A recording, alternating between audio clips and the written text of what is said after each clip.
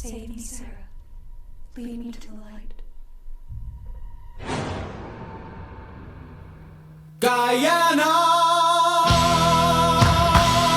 the cult of the damned. Give us your word. We are talking about the Jonestown Haunting. This one written and directed by Andrew Jones. Andrew Jones, of course, the head of North Bank Entertainment, are infamous, shall we say, for releasing low-budget British mockbusters or movies that are kind of based on real historical events, kind of like this one. Now, I have to say this movie review is going to have a spoiler in it, but I feel I have to say this to really kind of demonstrate a major thing with this movie.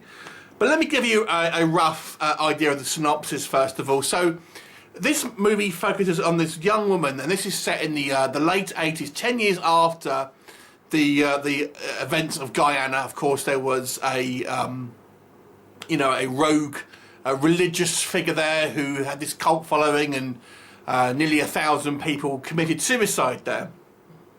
And this focuses on this member who escaped the compound before this happened, and she's essentially having survivor's guilt, and is having trouble dealing with the memory of it, having nightmares, and she's seeing a doctor, yada yada. And she decides 10 years later she wants to go back and visit the site in Jonestown where obviously this all happened. And what will happen there, you'll have to watch the movie to find out. So let's discuss what works with this movie. Now, this movie is a British movie shot in the UK, and quite often I see these low-budget British movies aping American accents and things to try and obviously appeal to the US audience. And in a lot of cases, their accents tend to be quite horrible, and it really doesn't come across as very authentic.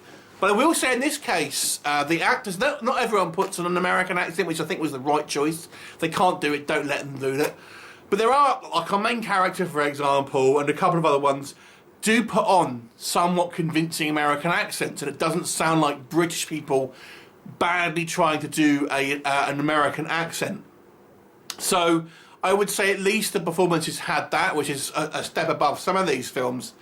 And I've got to say, generally speaking, and especially with our main actress, the acting was actually fairly good, to be honest with you.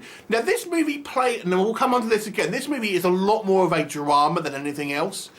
And there are some dramatic moments here, and I think our main actress, our main protagonist, does a fairly convincing job in a movie that doesn't require her to do much heavy lifting, to be honest with you, but nonetheless, a respectable job here. I do feel the movie actually casts the guy who plays the Jim Jones, I think the guy's name was, pretty well. They have lots of kind of flashbacks. Our kind of protagonist, a lot of the time, is sort of daydreaming and having nightmares about her time at the encampment and stuff.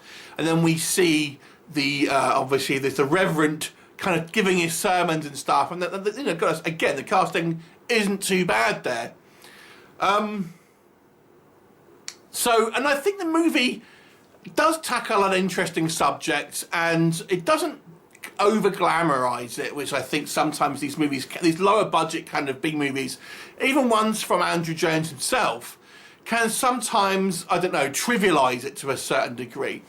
But I don't think this one really does, to be fair. I actually think it's somewhat respectful in its storytelling here. But maybe what doesn't work for this movie, let's just get the big one out of the way. And this is going to be the spoiler thing. This movie is called The Jonestown Haunting. The cover is a pile of skulls. The blurb on the kind of the description makes it sound like a horror film. This movie is in no way a horror film. There is nothing supernatural happen. There's no haunting in this movie. There's no ghosts. There is nothing. This is beyond somewhat of a misleading. This is out and out, just a flat out different movie to what you are going to be expecting here. I mean, it goes beyond misleading, if you ask me. And quite often in these lower budget movies, the covers all look really cool and kind of like really scary, and they're obviously kind of amplified to what the effects are on screen here. But this one, there's nothing, the movie is nothing like it's selling you to, unfortunately. Now, had they made a more of a dramatic movie based on Guyana and obviously the actual events that happened there, obviously, I don't think we would have necessarily be talking about this problem, and I actually think they could have done more of a just a straight drama, really. But it's packaged to try and be some type of horror movie, and you're right. When she finally goes to Jonestown, which is, to be honest with you, quite a way through the movie, you can, okay, now the hauntings are going to stop. No, instead, we get her meeting like this hippie woman, and we get a conspiracy theory sort of thing going on, and kind of it's like a cover-up sort of, and that's it. That's the movie. So I've got to say, this is by far and away one of the most blatant, misleading of movie kind of like pitches that I've ever seen. Now, maybe this might be rectified in kind of later releases, because sometimes these things get kind of re-released. But as it stands, whew, you know. But what about the movie that we've actually got? Now, like I said, there are some positives to be had with this one, and as I've mentioned, some of the acting isn't too bad, some of the accents are bad, but it clearly looks like the UK. Obviously, Guyana is a South American country. And but it doesn't look like it. And also, because this is taking place 10 years after the events of the tragedy, this would make it the late 80s. It does not look like the late 80s. There's no attempt here to make the characters really look of that time. When we have the flashbacks in the 70s, a couple of people are wearing like big glasses and things.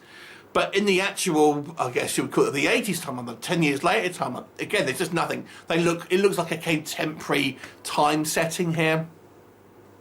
And to be honest with you, the movie is long drawn out with not much happening. It looks like the first act, it could have been a condensed first act of a dramatic telling of someone with survivor's guilt or dealing with the psychological issues caused by a traumatic event like that was experienced. But there's no real story, to be honest. It's just, her having problems with it, going to Jonestown and then having some weird like B-plot conspiracy theory, and it's just, what is this movie about? And it does shame me, because I've not been particularly praiseworthy of Andrew Jones's work in the past, but I do feel he has shown some growth and maturity as his films have progressed, and there is elements of that here, but it's just, I just don't think the movie knows where it's going. I mean, it's directionless, unfortunately. So had this been part of a kind of dramatic movie, then it may well have been, I mean, it drags on. I mean, it could have been condensed down and you would have had to have more stuff after this. But I felt that it could have had some, plaudits then, really. But as it stands at the moment, it feels like you're watching half of a movie and the half without anything really kind of supernatural happening in it. And even in the internal logic itself, for example, the dreams that our main character has, we'll see some other kind of preacher just talking to his followers, but then she'll kind of come out of a dream, but then we see the preacher again in real life and things, and think, hang on, wasn't that a dream? Again, the internal structure of it is just very poor. Now, in the movie's defence here, now the movie doesn't do itself any favours by completely misleading the audience about to what it is. But if you look at the movie, what you have as it, not maybe as it presents itself, there is some value to it, and I feel that it may well, I'm going to defend an Andrew Jones movie here. It may well have been not a bad movie, not so badly kind of. I looked at a couple of reviews for it, and they just caned it because obviously it was so misleading. But I feel had it not had this kind of like the horror trappings to it, and you looked at it on its own merits, it's has elements of an okay drama. It still feels like an unfinished story, but there are, like I said, the acting isn't bad. And it has some type of, at least the beginning of it, maybe it's not the end with the conspiracy stuff, but it has at least, I feel, it doesn't kind of go OTT with over-glamorising the kind of what happened and stuff. So, there is elements here I feel are mature and not too bad in regards to a technical filmmaking perspective, but it's not the film that you are intending to watch. This is no way a horror. I will give it a 4 out of 10.